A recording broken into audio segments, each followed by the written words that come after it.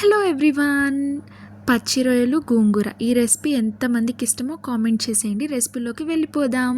ప్రాన్స్ని ఇట్లా నీట్గా క్లీన్ చేసుకొని పక్కన పెట్టుకోండి. మన చిన్న మిక్సీలో ధనియాలు, జీలకర్ర, అల్లం, వెల్లుల్లి, మెంతులు లైట్గా కొంచెం వేసుకొని నీట్గా పేస్ట్ చేసుకోండి. ఇదేంటంటే కొంచెం ఉంటే దానిలో వేసేసింది మమ్మీ. ఇవి బాగా పేస్ట్ చేసుకొని ఇవి నాన్ వెజ్లోకి బాగుంటాయి అన్నమాట, అందరికీ తెలిసిన విషయమే. బట్ సీ ఫుడ్లో ఇంకా ఇంపార్టెంట్, జాగ్రత్తగా కుక్ చేసుకోవాలి.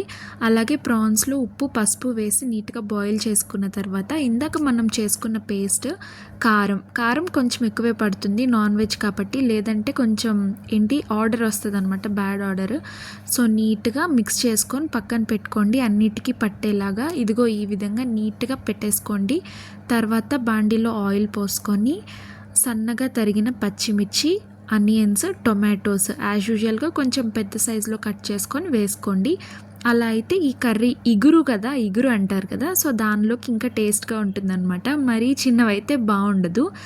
ఇలా వేసుకొని లైట్గా సాల్ట్ వేసుకొని కాసేపు సాటే చేసుకోండి. సాల్ట్ వేస్తే ఏంటంటే కొంచెం త్వరగా అవుతాయి. అలాని మరీ హై ఫ్లేమ్లో పెట్టేయద్దు, కర్రీకి అస్సలు టేస్ట్ బాగుండదు అనమాట.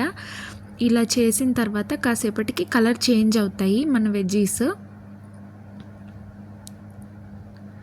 ఇదిగో ఈ విధంగా అవుతాయి అన్నమాట. సో మనం ఇందాక బాగా పట్టించి పెట్టుకున్న ప్రాన్స్ ఉన్నాయి కదా, అవి దీనిలో వేసుకొని ఒకసారి తిప్పుకోండి.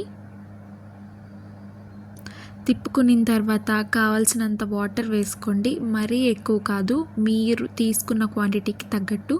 అది అలా బాయిల్ అయితే దానిలో లైట్గా కారం, ఉప్పు, పసుపు అడ్జస్ట్ చేసుకోండి.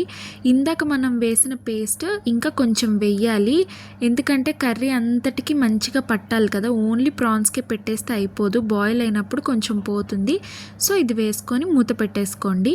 తర్వాత మనం గోంగూర ఫస్ట్ బాయిల్ చేసి పక్కన పెట్టుకోవాలన్నమాట.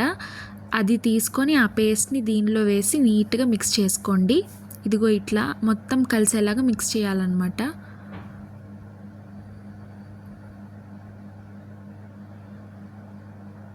ఫస్టే గోంగూర వేసేస్తే ఏంటంటే అది మాడిపోతుంది, ప్రాన్స్ ఏమో బాయిల్ అవ్వవు. సో మనం చూసుకొని బాయిల్ చేసుకోవాలి. ఇదిగో ఈ విధంగా బాయిల్ అవుతున్నప్పుడు పైన ఆయిల్ ఇట్లా పైకి తేలుతుందనమాట. సో అలా చూసుకుంటూ తిప్పుకుంటూ ఉండాలి. అంతే, ఆల్మోస్ట్ అయిపోయినట్టే.